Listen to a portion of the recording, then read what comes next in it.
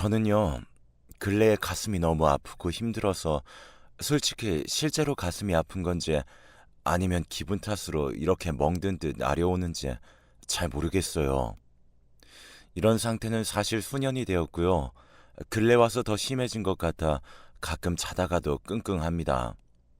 심장 쪽에 이상이 있는 것 같기도 하고 정서적으로 너무 힘들어서 이런 것 같기도 합니다. 이런 상황에 속하게 된 것은 어찌 보면 얼마 안 된 것 같은데 벌써 몇 년이 지났더군요. 저에게는 남들에게 쉽게 말하기 어려운 어떤 사정이 있어요. 한동안 그 누구에게도 말하고 싶지 않았고 말하는 내내 가슴이 너무 쓰리고 쿵쿵 뛰는 바람에 그냥 묵혀두었던 일이에요. 하지만 최근 상담을 해보니 어디건 조금이라도 털어놓는 게 좋을 것 같아서 겨우 얘기를 꺼내보게 되었습니다. 저는 어릴 적 삼남매 중 막내딸로 태어났는데 부모님께서 오빠들 둘만 무척 예뻐하시고 저에 대해선 크게 관심이 없으셨죠. 이후 한참 자라 성인이 되었고 회사에서 만난 남직원과 교제를 하게 되었어요. 저보다 나이가 8살 많은 사람이었는데 당시에는 나름 홍기가 찼다고 생각되었는지 프로포즈를 하더라고요. 결혼식도 소박하게 치렀고 저는 인생에 대해 참 여러모로 큰 기대도 없이 그냥 바람에 쓸려다니듯 살았던 것 같아요. 남편은 자상한 사람이었지만 우리가 결혼한 지 얼마 안 돼 그 집에 시누이가 들어오게 되었어요. 결혼을 안 한 사람이었는데 서울에 아는 사람이 남동생 하나뿐이라며 그렇게 딱 들어와 버린 게 아니겠어요. 저와 무려 12살 차이가 났던 시누이는 어쩜 그리 밉상이던지 임신한 올케에게 이것저것 많은 일들을 시켜댔죠. 그래도 저는 이 시기를 겨우 버티고 드디어 아들을 낳게 되었답니다. 남편은 정말 꿈만 같다며 좋아했고 저도 생명을 낳고 보니 기분이 참 묘하고 이상했어요. 이 아이는 꼭 잘 키워버리라. 새로운 인생 열렸으니 열심히 살아보리라 다짐하게 되었고요. 하지만 시간이 지나고 갈수록 자기 누나와 부인이 분쟁하는 모습을 보더니 남편이 이상해지더군요. 당당하게 앞에서 저에게 삿대질을 하고 자기 누나한테 그렇게 대할 거면 당장 나가라고 소리 지르는 게 아니겠어요. 그때는 무척 추운 겨울이었고 저는 산후풍이 심해서 제대로 몸도 못 가누고 있을 때였어요. 당시 애가 깨서 울고 엄마를 찾으니 또 신우가 득살같이 제 욕을 해가면서 아무 쓸모가 없다고 하니 참을 수가 없었죠. 그래서 저도 처음으로 대들게 된 것인데 남편은 그 모습에 완전히 정신이 나가버린 것 같더군요. 갑자기 저에게 손찌검을 하더니 한 번 때리기가 우스웠던 것인지 이후로는 정처 없이 손이 움직이는 대로 마구잡이로 행동했어요. 이날은 저도 너무 어이가 없어 참았는데 다음날 남편은 진지하게 저를 자리에 앉혀놓더니 당장 이 집에서 나가라는 게 아니겠어요. 자기 누나한테 이전보다 더 잘하면서 예의 지키고 정성을 다해 모시지 않는다면 당장 이 집에서 쫓아내겠다는 거예요. 그 뒤에서 어깨를 들썩거리며 웃고 있는 시누이를 보니 저는 정말 미쳐버릴 것 같았죠. 아기를 낳고 몸도 마음도 제대로 회복이 안 되어 있는 상태에서 이런 무지막지한 대접을 받고 보니 도저히 견딜 수가 없어 저는 작은 집만 갖고 그냥 나와버렸어요.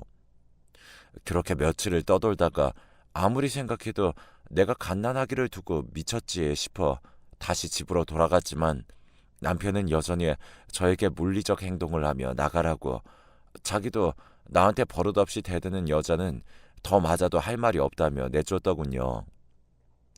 결국 얼굴에 잔뜩 상처를 입고 저는 그대로 친정에 돌아가게 되었고 그렇게 가봤자 친정에서는 천덕꾸러기 취급을 받을 뿐이었습니다. 결국 저는 돌고 돌아 멀리 가지도 못한 채 남편이 살고 있는 집에서 30분 정도 걸리는 지역에서 자리를 잡았어요.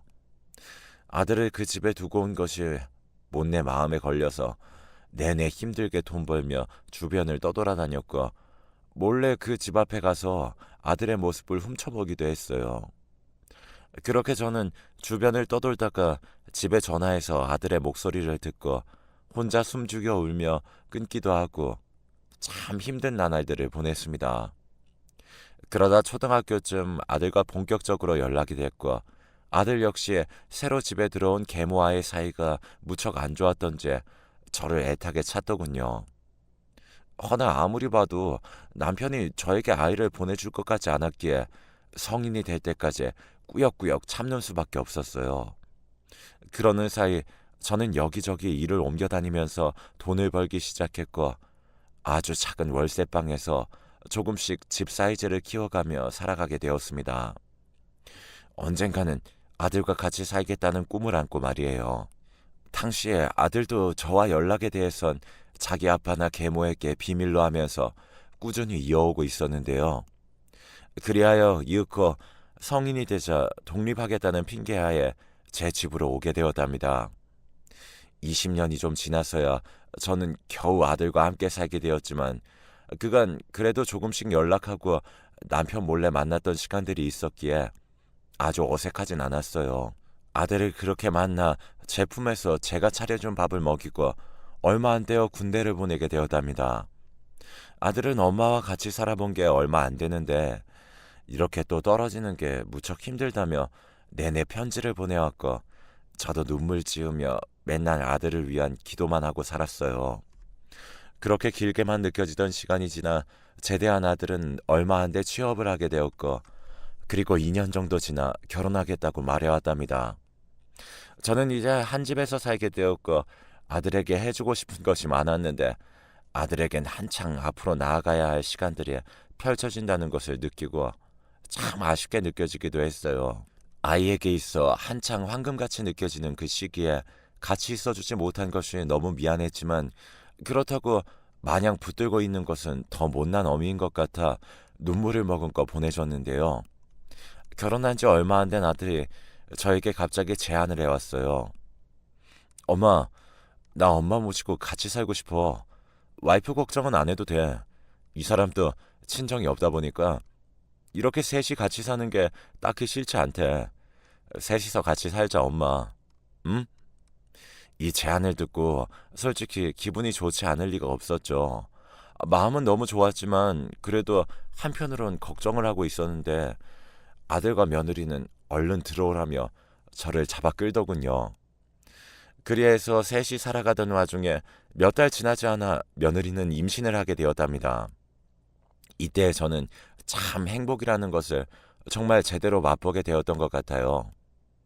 태어나서 성인이 되기까지 늘 뭔가 개운치 않은 뿌연 안개 속을 걸어오는 듯한 어두운 인생이었고 결혼을 하고 나서 남편에게 심한 꼴을 겪어 이혼도 당했고 혼자 20년 넘게 살아오는 동안도 참 버겁고 괴로운 삶이었어요. 그런데 아들 부부와 같이 살면서 내가 만든 음식을 애들을 먹이고 이야기도 나누고 거기다 귀여운 손주까지 곧 태어난다고 생각하니 실감이 안 나더군요. 한편으론 늘 힘들게 살아왔던 탓인지 몹쓸 상상도 들었고요. 정말 나 같은 사람이 이렇게 행복해도 되는 것인지 이러다 또 불행이 찾아오는 건 아닌지 하고 말이에요. 그래도 다시 덜컥 생각을 바꾸려고 참고 있었는데 그런듯 자꾸 나쁜 상상을 하게 되고 괜히 인생 앞에 움츠리고 지레 겁부터 먹게 되더군요. 아무래도 제가 살아온 인생 전반에 너무 크고 아픈 생채기가 나 있었기 때문에 그 텀이 좀처럼 잘 메워지지 않았던 것일까요? 얼마간은 참으로 행복했던 시간이었으나 불행은 좀처럼 저를 쉽게 놓아주지 않았어요. 겨우 자식과의 포근한 둥지 사이로 들어가 행복을 누리려던 저를 다시 끄집어내어 세상 밖으로 내동댕이 쳐버리더군요. 상황이 이렇게까지 흘러간 것에 대해서는 몇 년의 시간이 있었어요.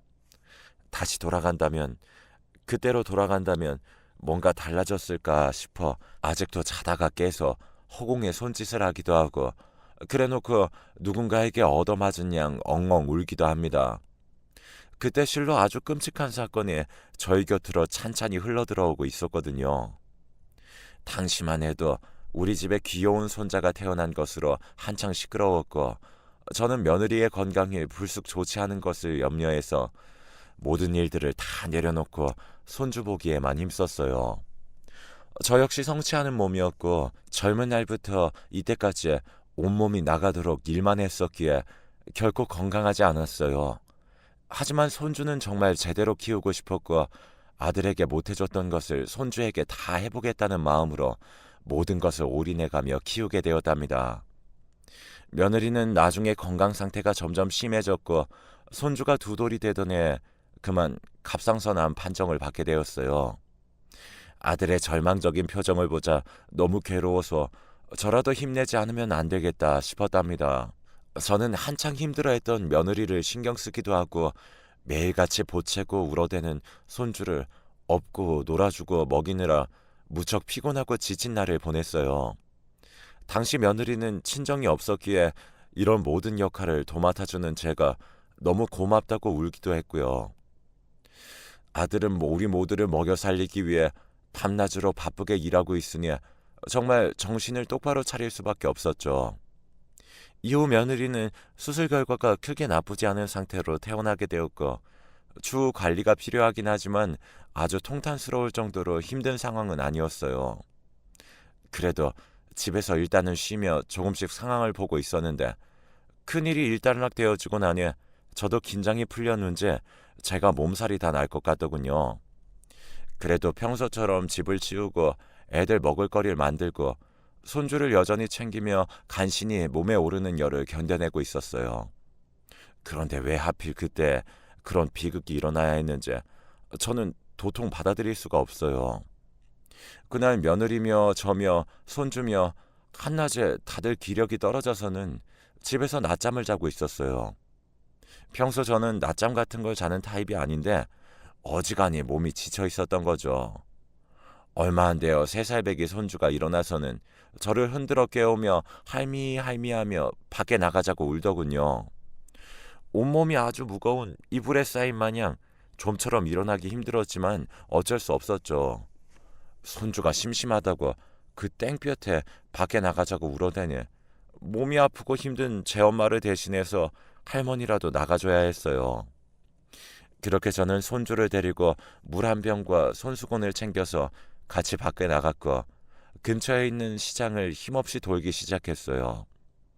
여전히 머리는 따끈하고 햇볕은 너무 아프게 내리쬐고 여기저기 뛰어다니며 빽빽 소리를 질러대는 손주를 보니 정신 차리기가 힘들더군요. 아무래도 안 되겠어서 잠깐 방앗간 앞에 손주를 내려놓고 저는 그 집 아주머니랑 아는 사이기에 같이 자리를 잡았답니다. 제가 너무 더워 보였는지 선풍기를 세게 해주신다는데 바람이 확 밀려와서 너무 시원했던 것까지 생각이 나요.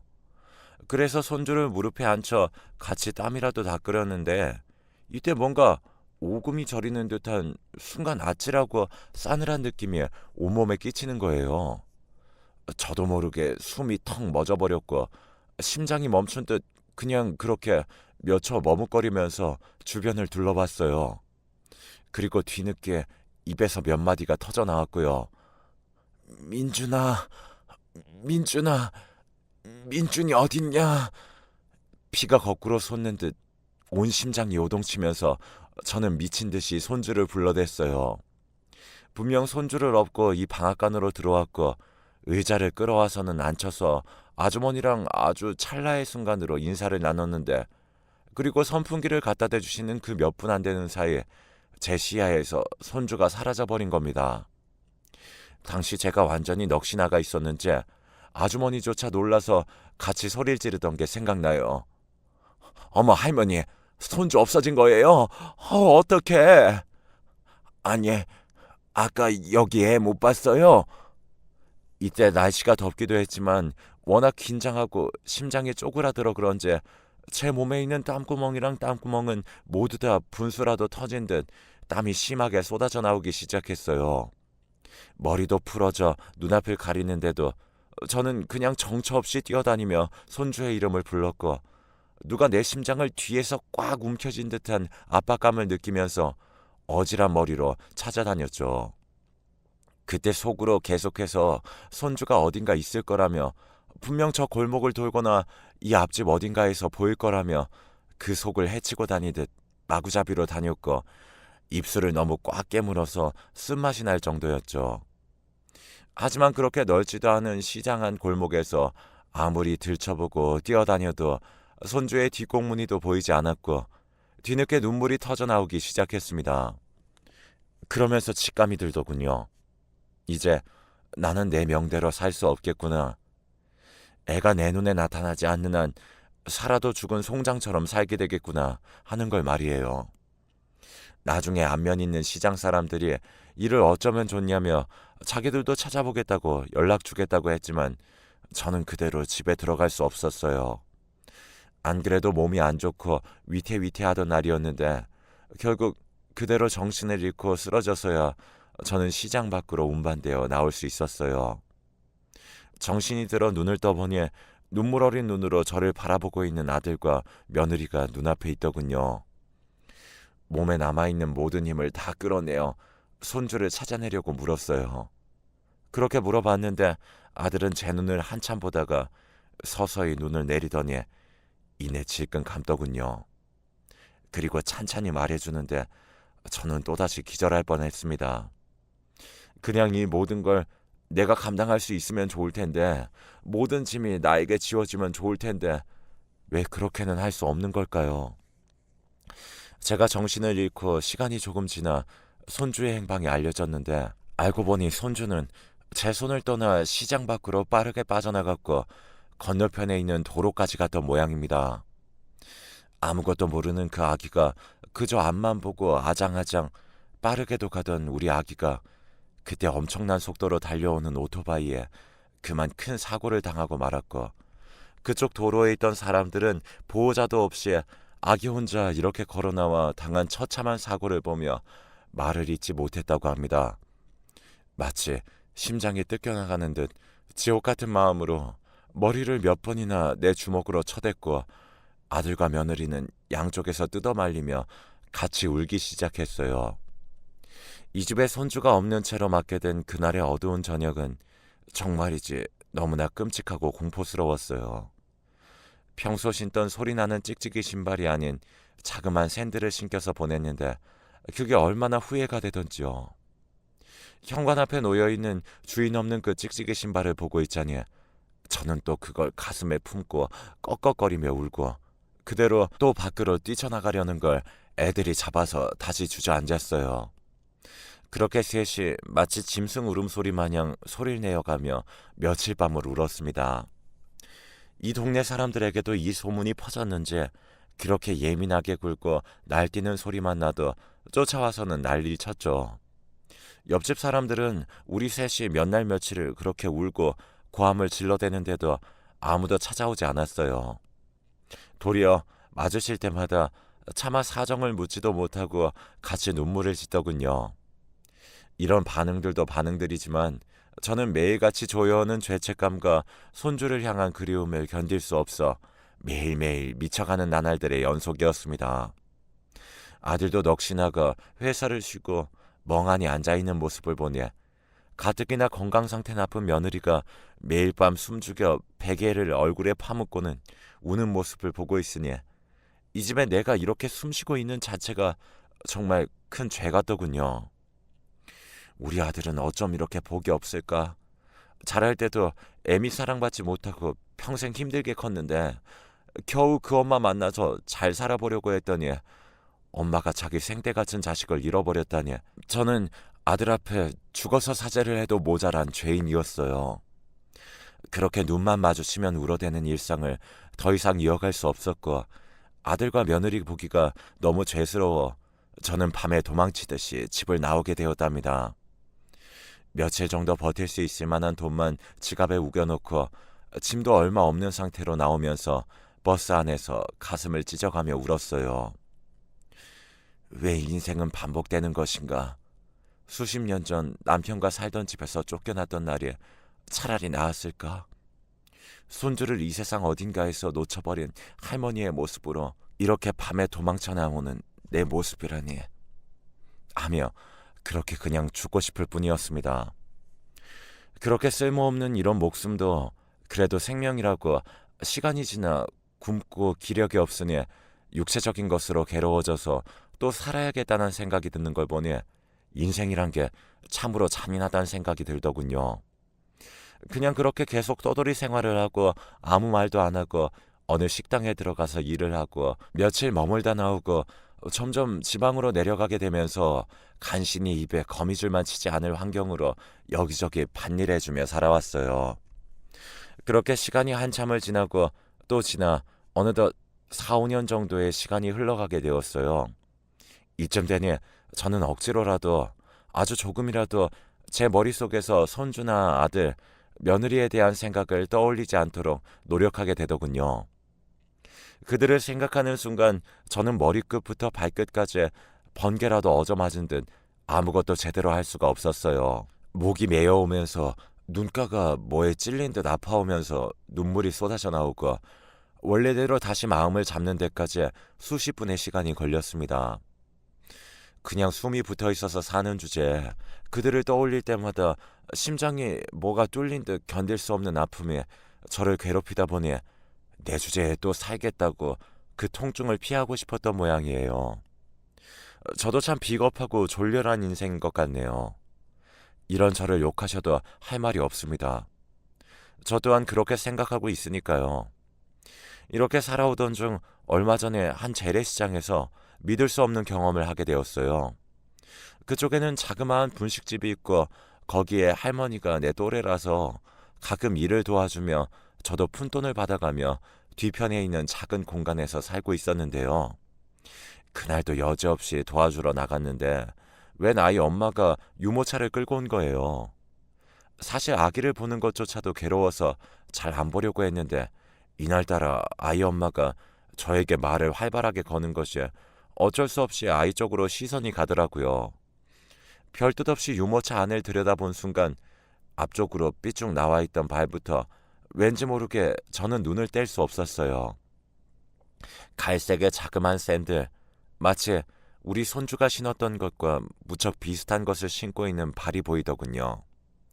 그걸 보고 있으니 다시 쓰라림이 엄청나게 일어나면서 눈을 질끈 감았는데 겨우 마음을 가다듬고 다시 눈을 뜬 순간 정말 기절할 듯 저는 놀라 굳어버리게 되었어요.